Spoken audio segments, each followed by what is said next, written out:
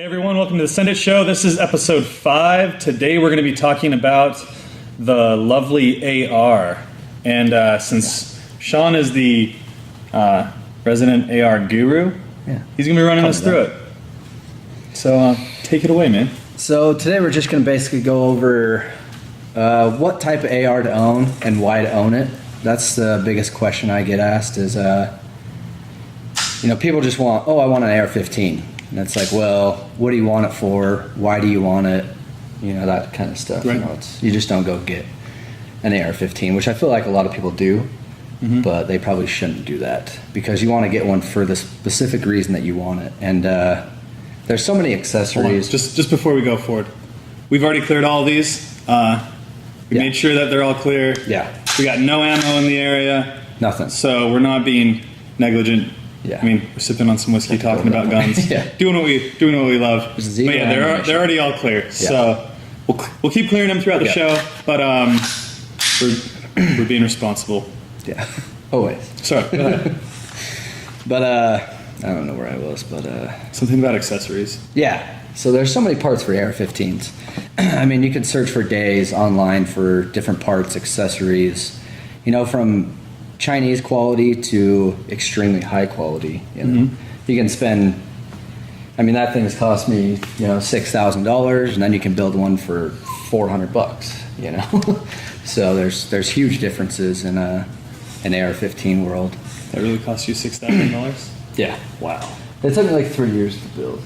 That's pretty crazy. That's a 6.5 Grendel, so it's not just your regular AR-15. And so we'll be going over all that. So let's start with what you've got here, and then if you want to just walk us through the 4 different models you got, we can kind of talk about, like you said, the difference in quality, kind of a price point, and I think more specifically also, what their primary use is, like why you would get this one, why you should get that one, and kind of talk through that. Yeah.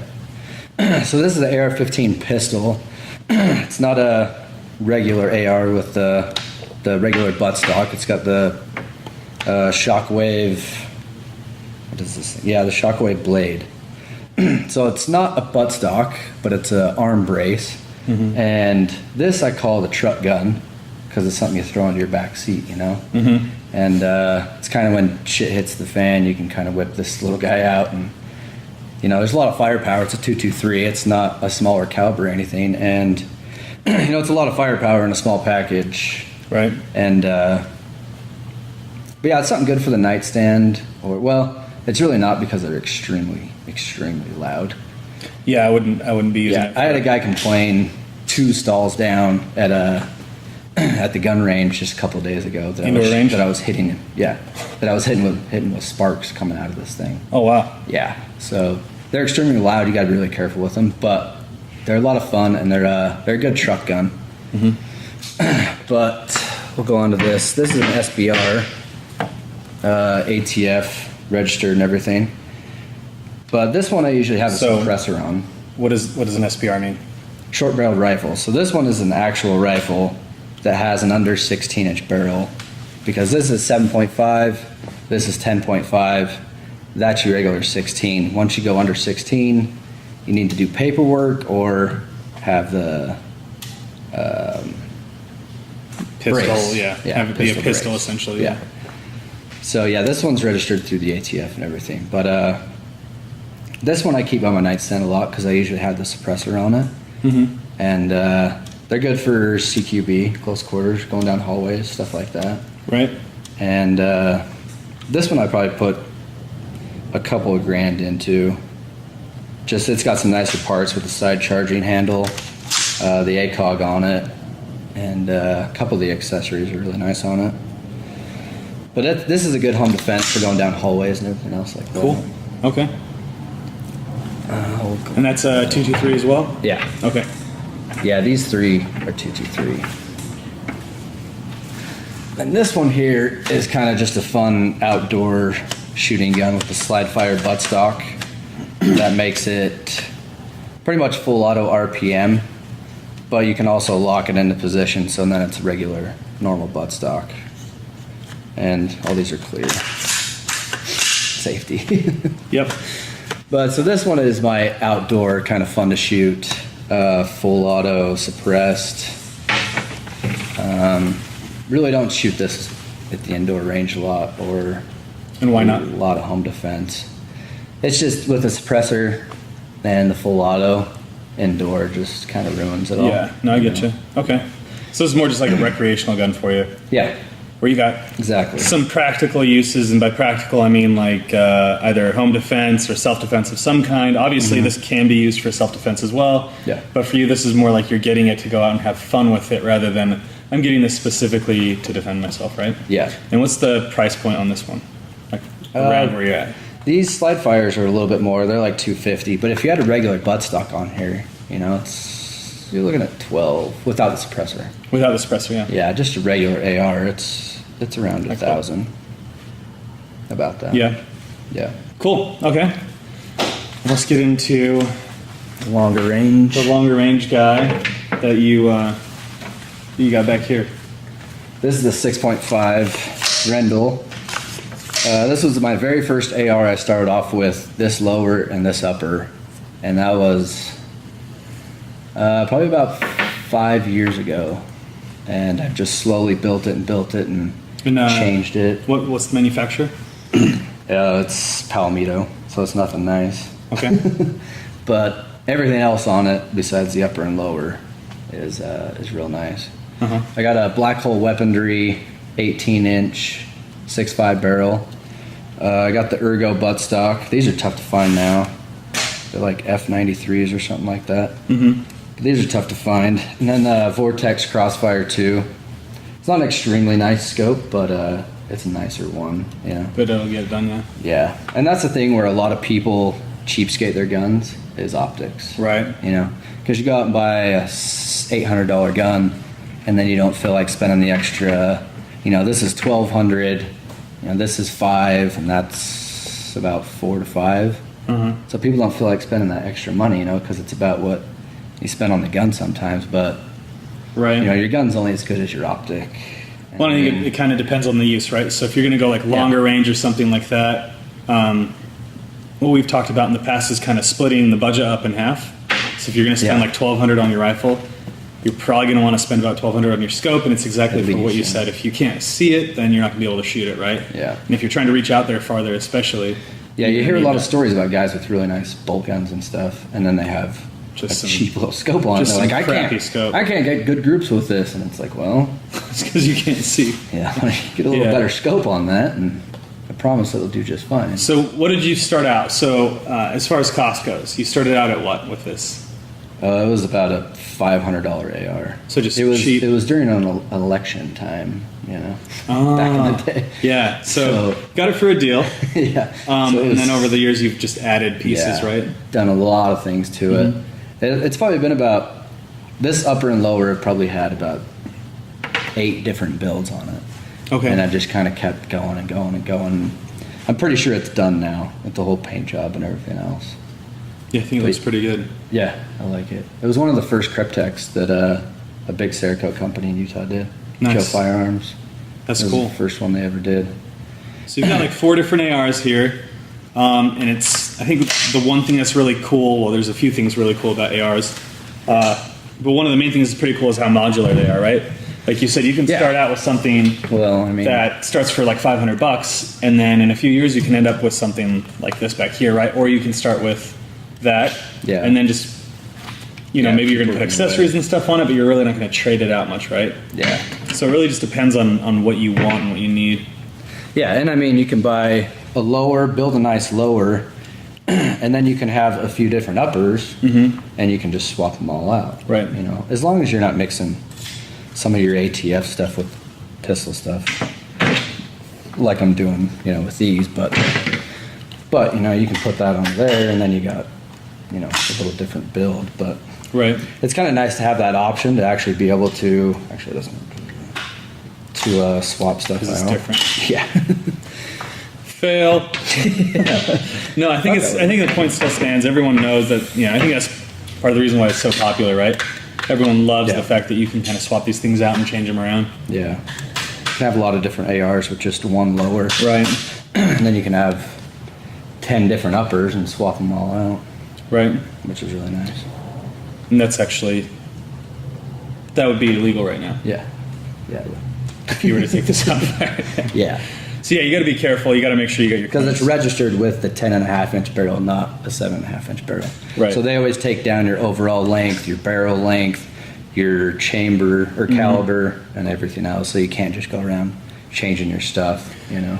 So what other uses, I think the question would be, what other uses do you have for a rifle that's short enough to where you're either going to have to register it with ATF or get the brace, right? Yeah. Because personally, I mean, I kind of see the utility in it, but I'm not sure I would actually buy one myself and do it, right? Yeah. Because I'd probably either just go to a pistol or I'd just stick with a longer rifle. Yeah. But why did you personally do it? Well, I had a buddy that was doing gun trust, and he set me up with a nice gun trust. And I have me, my dad, and my little brother in the gun trust. So all of our guns are in there, and if my dad ever passes away, which he has probably 60, 70 guns, they're all in the gun trust, and he can be my lawyer and help me out with, you know, doing all that stuff for it. But the reason I went with an SBR is just basically it's kind of the cool factor, you know, to have a nice short barrel that actually you can shoulder and fire legally, you know, not getting, because it's a big you get in big trouble for shouldering this guy, you know. It's sometimes it's not worth it to just do the extra paperwork, pay the $200 and get it done and have a ATF SBR. Right. But I've got two now, and I like it. I like having them with the buttstock on there, so they're regular, just like a normal AR. And I used to have a 300 Blackout that was an SBR, and those are worth it because you throw a suppressor on those, and you got a short barrel with a suppressor, and they're extremely quiet. Right. So those are that's probably the perfect home defense rifle. See, and I don't know, as far as home defense, man, I think this is like an entirely, like a different episode with a different argument, right? Yeah. But, you know, I think home defense, and I'm not going to want to carry like a rifle, especially like a 300 Blackout. And the reason being, you never know where everyone is in the house, right? Yeah. And if you get into these higher powered rifles or even just like a 223, a lot of these walls in your home are just drywall, right? I mean, so if you're not hitting a stud or you're hitting something else, this thing can go through a few walls, right? Yeah. So for through me, your neighbor's walls. and it can exit your house and it can go other places. So for me, you know, I'm thinking I'm either going to stick with a handgun with some hollow points that these things are going to shred up, and you know maybe they'll penetrate one wall. They shouldn't exit the house, and they shouldn't go through. Or I'm going to go a shotgun, not because you know people. I hate when people say, "Hey, shotguns, you're going to shoot and it's going to spread across your whole hallway," which is complete bullshit. But for me, it's the fact that you can load something lighter. And if you're hitting something with a shotgun, it's not going to penetrate through multiple walls. Yeah. And if it does penetrate through a wall and hit someone, it's not going to kill them. Right. Yeah, as long as you have a shorter barreled shotgun. Yeah. You know. So I guess going back to this, right? Are duck guns, and they are gigantic. Well, yeah, you're not going to use that. Yeah. And I mean, and that's what I mean. We could do a whole different episode on home defense, but so why would you personally? And I'm not, you know, I don't think. Just like with anything, there's really no criticism. It's all personal. Well, that's the thing. For me, right? it's me and my fiance in the house. Right. You know, so I don't have to worry about my kids in any other bedroom. I don't have to worry about any of that. I got to worry about my neighbors and stuff like that. But, you know, a few months ago, there was a story of the guy the young kid that shot and killed like 4 people in his house because he had an AR with a 30-round mag in it, and he dropped all of them. Yeah, he killed all of them. Yeah. So. And they had what? A knife and some brass knuckles. Yeah. It was in Texas, right? I think it was. I don't think it was. I don't remember. Shit. Can't remember where it was. But no, I know you know. Yeah, I know the story. Yeah. And so I mean, the AR definitely is. That's what I mean. 4 people breaking in your house and you got a 1911. I'd be a little worried. I wouldn't be a little worried. I'd be a lot worried. Yeah. No, I get you. Yeah, I'd rather have one of these with a suppressor with 30 rounds because I'm not going to hurt my ears, and you know I got 30 rounds to knock them down. No, and see, and that's what I mean. And that's what I'm saying. It makes sense, right? I'm not saying that one is wrong or right over the other. I think it's, you know, who you've got in your house, what your situation is, and what your personal preference is, right? Or what scenarios you're working with, right? Yeah. All right, so let's go ahead and do a quick recap of the guns. Yeah. And we're just going to do like your use and starting price point. What do you mean? Starting what you started out at and what you built it into. Okay, I got you. Okay. And sorry, I didn't think it was that difficult. No, it was. So basically, this was my very first lower and upper, and it's got the restricted law enforcement government use only. So it was after the ban that Bush lifted. So this is what I started off with, and I started off with all the Chinese stuff that people normally do, you know? Right. And just not a good way to go. It's not going to last. It'll last you a few months of good shooting, but that's about it. So best advice I have for ARs is just buy some decent quality stuff, and it's going to last you. Right. And just figure out what you need it for. You know, home defense, your truck gun, long range shooting, that kind of stuff. So this one was like outdoor recreational for fun, really. Fun gun. Right? Yeah. The shorty over here, so this gun. is your truck gun, so you can keep it on the road for Yeah, self-defense. tuck it right under your seat. Right. In case the zombie apocalypse happens. Yeah, you never know. You never know.